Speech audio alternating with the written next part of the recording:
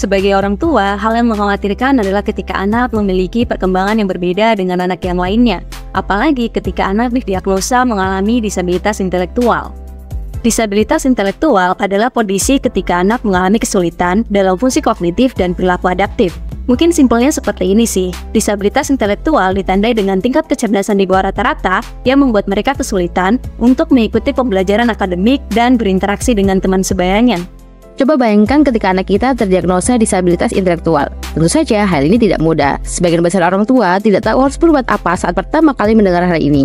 Bingung, khawatir, atau mungkin menyangkal kondisi ini. Ini adalah perasaan yang wajar. Sebagai orang tua, tentunya kita ingin melihat tumbuh kembang anak kita sama dengan anak yang lainnya.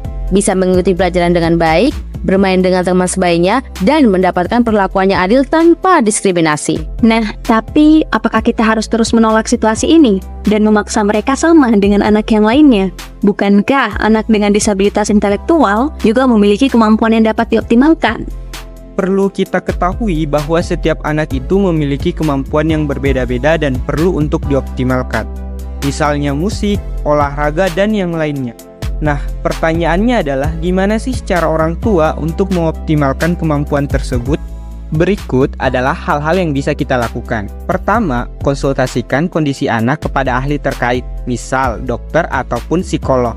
Harapannya agar orang tua tahu hambatan dan kemampuan yang bisa dioptimalkan. Kedua, setelah mengetahui kemampuannya, beri anak ruang dan fokus untuk mengembangkan kemampuan tersebut. Dan ketiga, yang pasti harus sabar, karena setiap anak memiliki progres berbeda dan butuh waktu untuk mengasah keterampilannya. Nah, sekarang kita udah tahu nih upaya apa yang harus kita lakukan. Tapi sebenarnya ada satu hal yang gak boleh ketinggalan, yaitu menjaga kesehatan mental sebagai orang tua. Bisa dengan mencari dukungan dari lingkungan sekitar, berbagi dengan sesama orang tua yang memiliki pengalaman yang sama, atau sekedar berlibur juga boleh kok. Yang penting kesehatan mentalnya tetap terjaga. Karena orang tua yang sehat mental akan menumbuhkan anak yang sehat mental juga.